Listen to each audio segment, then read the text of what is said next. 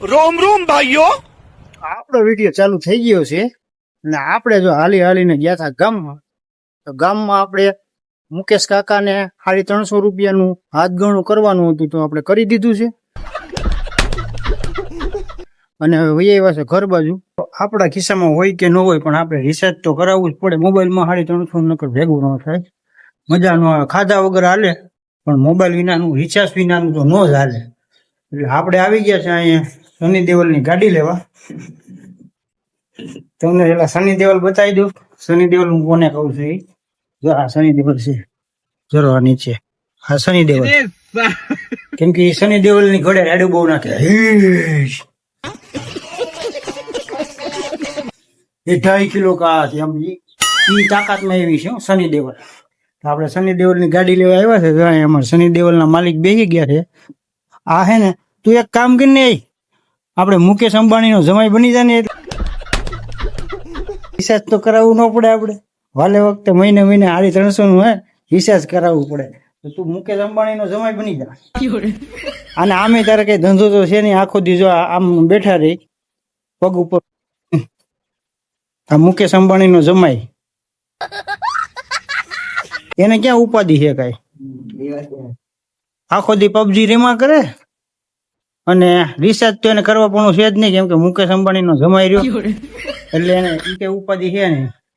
સવારે 11 વાગ્યા સુધી હુવે, પછી 11 વાગે ઉઠે, નાઈ ધોઈ પીસી કરી બાથરૂમ જઈ આવે લાગી હોય તો, ને સવારમાંથી મોબાઈલ હાથમાં પકડી લે અને પછી સીધા બેસી જાય પબજી ખેલવા. ઢૂ લેવા જ મળે સીધા. આમાં ફાયડી જાણે કેમ મિલિટરીમાં જવાનું હોય. તું इसके साथ मत घूम रे. એમાં તમને શું મળે? તારા હારા આમ ખાઈને કે તને કઈ મળે એમાં? એમાં એનો આવ્યો બધો આનંદ આવે. જોતો હું તો પગ ઉપર પગ ચડાવીને, આને કહેવાય મુકેશ અંબાણી નો જમાઈ. જો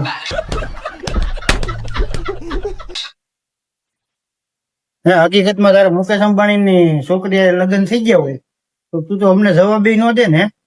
હે, અમારે આમ નો જો કા, તું આવા ખાટલામાં ન હોવ. જો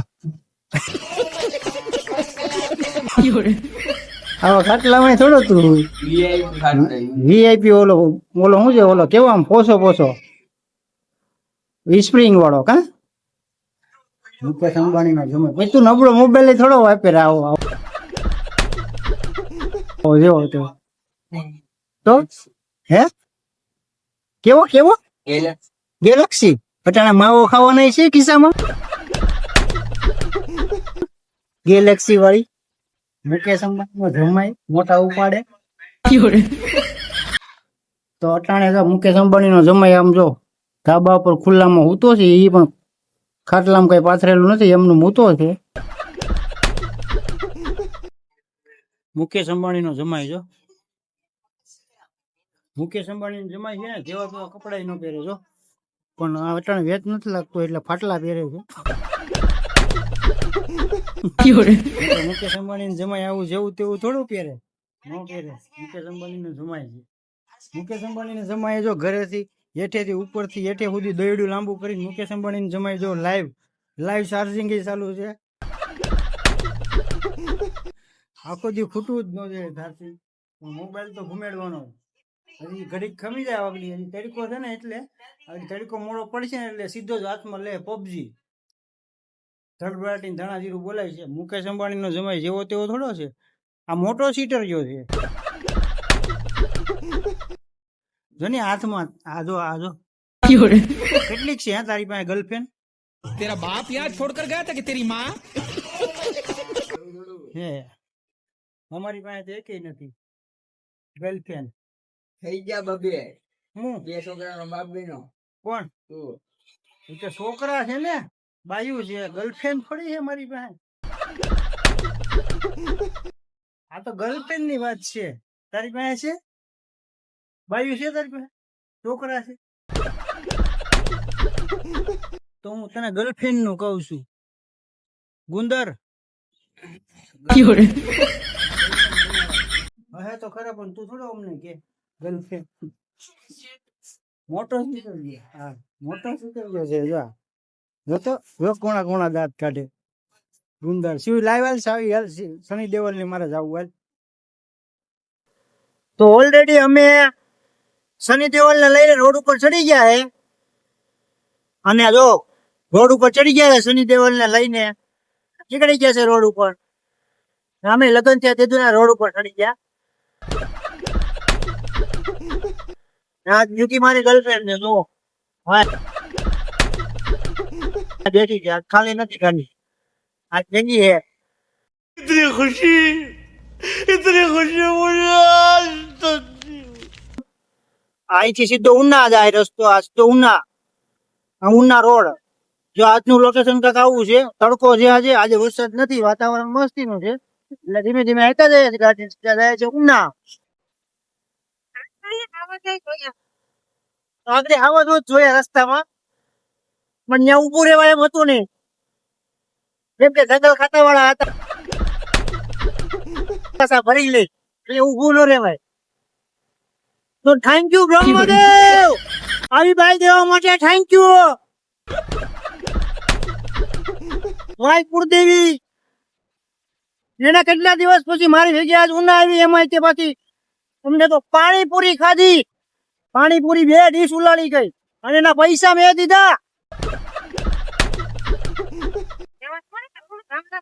હા પછી ખારેક લીધી ખારેક 2 કિલો લીધી 2 કિલો એના પૈસા મેં દીધા. એના નીકળું ખાવું પૈસામાં ખબર નથી પડતી. પૈસા અમારે દેવાના એને નીકળું ખાવાનું બસ. એમાં એમ પાછી કહે કે હું હોજી નથી ખાય ને આડી ખાતી.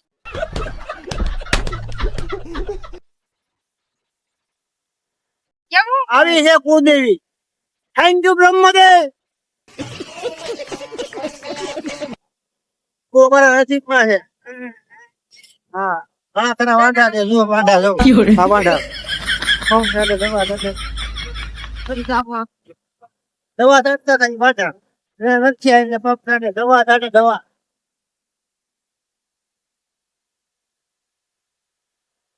આવી ગયું ધોણેશ્વર.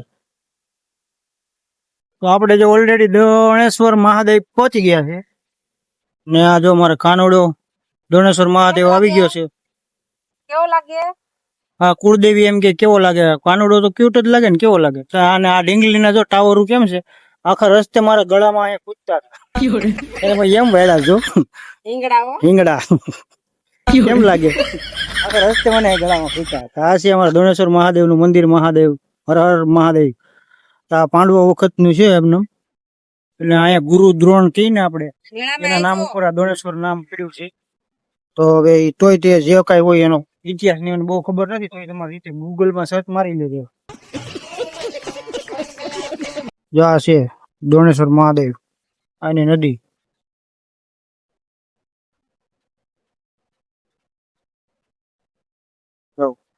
હા અહીંનું ધોણેશ્વર નું શમશાન. મરી ગયા હોય ને પાદી ગયા હોય ને એના અહીં બાળે શમશાન. આ ધોણેશ્વર નો ડેમ. આજે પાણી ઓછું થઈ ગયું છે ને પેલા વરસાદ હતો ને 2-3 દી પેલા ત્યારે સારું હતું. અટાણે ઓછું થઈ ગયું પાણી આખું જો ડોળું છે.